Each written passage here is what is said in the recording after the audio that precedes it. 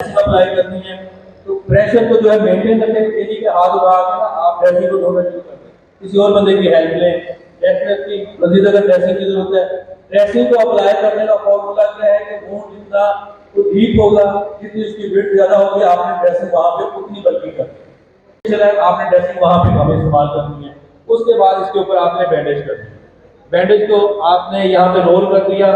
Role करने के बाद साथ साथ आपने उस वुंड को एलिवेट भी कर दिया। और एलिवेट करने के बाद आप क्या करेंगे कि अगर इस्तेमाल कर सकते हैं प्रेशर पॉइंट्स को, तो वो प्रेशर पॉइंट्स भी आप इस्तेमाल कर सकते हैं। ये प्रेशर पॉइंट जो ब्रेकिंग है इधर से भी और इस जगह से, तो इस जगह से जो है ये टोर्निकेट के तौर पर मैं इस्तेमाल कर रहा हूँ। इसकी विड्थ आप देखेंगे 2 इंच से भी ज्यादा है। ये मैंने टोर्निकेट लिया तो आपने एल्बो जॉइंट से ऊपर, इसी तरह नी जॉइंट से ऊपर टुवर्ड्स हार्ट आपने इसको इस्तेमाल करना है प्रॉक्सिमली। ये मैंने गिरा लगाई। गिरा लगाने के बाद टोर्निकेट का रूल है कि हमेशा इसे आपने टाइट करके इस्तेमाल करना है। क्या करना है? टाइट करके। अब टाइट करना है मैंने, तो दरमियान में कोई ना कोई इन्वॉल्वमेंट है, दरमियान में बॉल पॉइंट, कोई आइसक्रीम वाली स्ट्रिप वगैरह कोई भी इसमें चीज रखी जा सकती है ताकि अच्छी तरीके से टाइट कर सकूं। एक और मैंने इसके ऊपर नॉट लगा दी। नॉट लगाने के बाद आप क्या करेंगे, इसे क्लॉकवाइज या एंटी क्लॉकवाइज रोटेट करें जब तक ब्लीडिंग कंट्रोल ना हो। जहां पे ब्लीडिंग कंट्रोल होगी, अगर अब मैं इसे छोड़ूंगा तो ये क्या होगा कि वापस आ जाए। तो इस जगह पे इसको कायम रखने के लिए ये जो सिरे बचे हुए हैं ना, ये आपने एक साइड से ऐसे इसको यू टर्न देना है, इसी तरह दूसरी साइड से यू टर्न देना है। और नीचे जो है आपने 1.5 ढीला लगा देना और हर 10 मिनट बाद इसे ढीला करना। उतारने की जरूरत नहीं है, जस्ट आपने ढीला करना। सपोज 10 मिनट हो गए हैं, आपने ये जो टर्न है रिमूव किए, इसे वापस आने 3-4 सेकंड लगेंगे। 3-4 सेकंड में ऑक्सीजनेटेड जो ब्लड है वो सर्कुलेट करते हैं और अगले 10 से 15 मिनट के लिए काफी होगा। अदरवाइज क्या है कि नेक्रोसिस स्टार्ट हो जाएगा और इवन के आगे वाला जो पार्ट है वो डेड हो जाएगा और फाड़ के अलग होना। तो आपने इसे इस तरह की गलती नहीं करनी। हर 10 से 15 मिनट बाद इसे आपने लूज करना। Are you getting? इसी तरह इंपेयर्ड ऑब्जेक्ट है। इंपेयर्ड ऑब्जेक्ट क्या है कि गहराई में कोई चीज दाखिल हो गई है, अदरवाइज आपने किसी भी जगह पे है, लंग्स के अंदर है, चेस्ट कैविटी में है, एब्डोमिनल कैविटी में है, थाई में है, इसी तरह किसी भी जगह पे है, आपने इसे कभी भी रिमूव नहीं करना। क्यों रिमूव नहीं करना? कि जब वो एंटर हुई है उसने डेफिनेटली ब्लड वेसल्स को डैमेज किया, नर्व्स को भी डैमेज किया होगा, मसल्स को भी डैमेज किया होगा। जब आप उसे निकालेंगे तो वो दोबारा आते हुए भी डैमेज करेगी। एक वजह ये, दूसरी वजह ये कि ये चीज ना ऐसे फेल हुई, अब ये रेजिस्टेंस भी पैदा कर रही है। जैसे ही मैं इसे निकाल लूंगा तो ये रेजिस्टेंस जो है ना वो खत्म हो जाएगा। जैसे रेजिस्टेंस खत्म होगी तो क्या होगा कि फौरी तौर पर ब्लीडिंग भी ज्यादा हो जाएगी। इसी तरह अगर कैविटी में है, चेस्ट कैविटी में नेगेटिव जो प्रेशर होता है वो खत्म होगा। नेगेटिव जैसे प्रेशर खत्म होगा, लंग्स की मूवमेंट नहीं होगी एंड जो है ना ऑन द स्पॉट डेथ हो जाएगी। अस्सलाम वालेकुम साहब। कम्युनिटी की बात कर रहा हूँ, बहुत सारी कंफ्यूजन भी पाई जाती हैं, फेक प्रैक्टिसेस भी हैं कि अगर नोज से ब्लीडिंग हो रही है, अगर ब्लड प्रेशर की वजह से हो रही है तो आपने इसको दबाना नहीं है, आपने ठीक है वहां पे ब्लीडिंग कंट्रोल करनी, ब्लीडिंग जो है कंट्रोल नहीं करनी। बिल्कुल भी ऐसे नहीं है। चाहे एपिटेक्सिस है, बहुत ज्यादा ना ऐसे कह लें कि रनिंग नोज का, कोल्ड वगैरह का जो है ना उसकी वजह से इरिटेशन हो रही थी या ब्लड प्रेशर हाई हो गया, किसी भी वजह से नोज से ब्लीडिंग हो रही है, आपने उसे उसी तरह जैसे मैंने बताया डायरेक्ट प्रेशर से, क्योंकि आप ध्यान में रखिएगा जो हमारी अंदर वाली म्यूकस लेयर है वो काफी ज्यादा थिन है, कमजोर होती है और ब्लड कैपिलरीज जो है वहां पे वो भी बहुत ज्यादा वीक होती है। जैसे ही प्रेशर ज्यादा होता है वो एब्जॉर्ब नहीं कर पाता, उनसे वेयर नहीं होता और वो रप्चर हो जाती है और वहां पे ब्लीडिंग होना शुरू हो जाती है। तो आपने कोई ब्रेन से ब्लड नहीं आ रहा जिसको आपने रोकना नहीं, वो तो हेड इंजरी की सूरत में होता है कि आप उसे ड्रेन आउट होने देते हैं, ठीक है। यहाँ पे लोकली ब्लीडिंग हो रही है तो आपने उसे क्या करना है, दबा देना है। जब ब्लीडिंग रुक जाए उसके बाद आपने छोड़ देना है 5 से 10 मिनट। अगर बार बार ये अमल हो रहा है तो आप फौरी तौर पे जो है हॉस्पिटल लेके जाए, ठीक है। प्रॉपर जहाँ पे हॉस्पिटल सेटिंग होगी वहां पे पेशेंट को रेफर करें। प्री हॉस्पिटल मैनेजमेंट के अंदर आपने जस्ट यही करना है कि सिटिंग पोजीशन में उसे रखें। ट्राइपॉड पोजीशन कहा जाता है कि आगे की तरफ पेशेंट ऐसे झुका हो, ठीक है। इस पोजीशन में बिठाएं। वहां पे जो है लोकली आप कंप्रेस कर दें, 10 मिनट तकरीबन कंप्रेस करके रखें। अगर वेदर कंडीशन बहुत ज़्यादा हॉट थी उसकी वजह से हुआ है तो आप जो है सर के ऊपर पानी डाल सकते हैं, लेकिन लेटे हुए बंदे के सर के ऊपर या चेहरे के ऊपर पानी नहीं डालना, ये ना हो कि नाक में मुंह में चला जाए, एयर में हो। क्लियर है?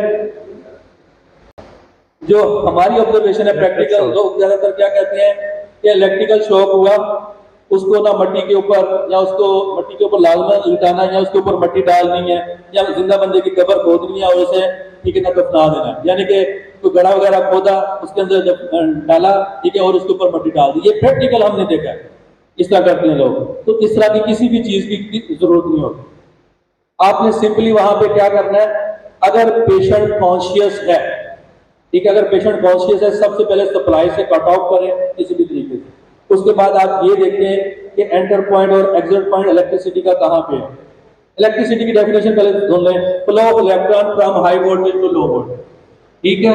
इसी तरह इंसान जो है वो कंडक्टर है, इसके अंदर कभी भी स्टोर नहीं होती इलेक्ट्रिसिटी, कभी भी करंट इसमें स्टोर नहीं होता। अब जब करंट लगता है तो उसमें मीडियम बनता है, इंसान एक साइड से गुजर रहा है और दूसरी साइड से वो एग्जिट हो रहा है, एंटर हुआ और एग्जिट हो रहा है। अब इस दौरान जो नुकसान होता है उसको हमने मैनेज करना है। आपने एक्सटर्नल कोई वुंड है जहां से एंटर हुआ करंट और बाहर निकला, आप उसे देखें। उसको देखने के बाद अगर पेशेंट कॉन्शियस है तो उसे आप वेदर कंडीशन के मुताबिक ज्यादा से ज्यादा लिक्विड दें और ज्यादा से ज्यादा हॉस्पिटल लें।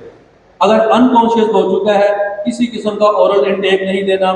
एयरवे फौरन आपने एयरवे को चेक करना है। एयरवे चेक करने के बाद साथ साथ जैसे आपने एयरवे को चेक करना है, new guidelines American heart association की जो न्यू गाइडलाइंस है वो कहते हैं कि आप उसी दौरान चेस्ट की मूवमेंट और एब्डोमेन की मूवमेंट देखेंगे, राइज एंड फॉल। अगर राइज एंड फॉल नहीं हो रहा, इंडिकेट कर रहा है कि लंग्स जो है वो काम नहीं कर रहे, कोलैप्स कर चुके हैं। अगर लंग्स काम नहीं कर रहे तो इसका मतलब है सपोज किया जाता है कि हार्ट भी काम नहीं कर रहा हो, गो फार सीपीआर। अगर ठीक है पेट और छाती ऊपर नीचे हो रही है तो आप एयरवे को मेंटेन करेंगे और उसके साथ साथ आपने फुट एंड जो है उसे एलिवेट कर देना है। अगर आपने उसे अनअटेंडेड छोड़ना है तो रिकवरी पोजीशन यानी कि लैटरल पोजीशन में आप उसे रखेंगे, कभी भी फेस अप पोजीशन में नहीं रखेंगे। ये उसके लिए pre hospital first aid management. Are you getting clear? होगी ये बात? कोई ऑब्जेक्टिव तो आप एज अ बायस्टैंडर आप क्या कर सकते हैं? मैं ना थोड़ा सा इसको 2005 की सर बात है जब रेस्क्यू 1112 ना, नहीं 2004 में इनिशिएटिव हुआ था रेस्क्यू 1112 का, लाहौर की बात है, अभी उस वक्त लाहौर में थे। 2005 की बात है, दो बच्चे मोटर बाइक पे जा रहे थे और काफी छोटे थे, इतने छोटे थे कि उनके पाँव जमीन पे नहीं लगते मोटर बाइक पे बैठ। अब वो मोटर बाइक चला रहे हैं, तकरीबन मगरिब का टाइम, स्पीड ब्रेकर आया है उन्हें नहीं पता चला और स्पीड से वो आ रहे हैं। उससे आगे ये जो सरिया नहीं होता बिल्डिंग के लिए, वो लोडेड ट्रक जा रहा है। अब स्पीड ब्रेकर आया है उन्हें पता नहीं चला, जैसे उसके ऊपर से गुजरे हैं वो हवा के अंदर दोनों के दोनों बचे और हवा के अंदर गए हैं और सरियों के अंदर प्रोए गए, चेस्ट वाली जगह से, चेस्ट कैविटी जो है ना वहां से आर पार हो गया।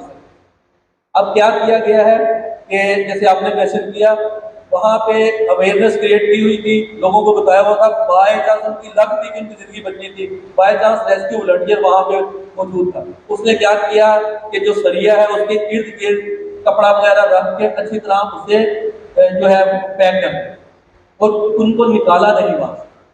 जब रेस्क्यू 1112 पहुंची तो सरियों समेत उन्हें काटा गया, काट के अलग किया गया, फिर उन दोनों बच्चों को अलग किया गया। मजीद उनको सपोर्ट देने के लिए इलेक्ट्रोलाइट जो है ना वो सप्लाई देना शुरू कर दी और साथ साथ जो है ना ऑक्सीजन लगा दी, उसके फुट एंड एलिवेट कर दिए और मूड्स वगैरह को जहाँ से ना ब्लीडिंग जैसे कम हो रही थी वहाँ पर मजीद पैकिंग करके उसे हॉस्पिटल ले। और 2009 के अंदर एक कंपटीशन हुआ, वहां पे हम गए तो उस कंपटीशन में उन बच्चों को जो है ना इनवाइट किया हुआ। 2005 की बात थी, 2009 के अंदर भी वो सरवाइव कर रहे थे। तो आपने सिंपली बाय स्टैंडर्ड के तौर पे क्या करना है, उन्हें स्टेबल करना है। कोई भी अनफेल्ड ऑब्जेक्ट है, कोई भी अनफेल्ड ऑब्जेक्ट है कभी भी रिमूव नहीं करना, मास वाय एयरवे को कंट्रोल करना। आपने उसे उसी जगह पे स्टेबल करना और स्टेबल करते हुए हॉस्पिटल सेटिंग में लेके जाना।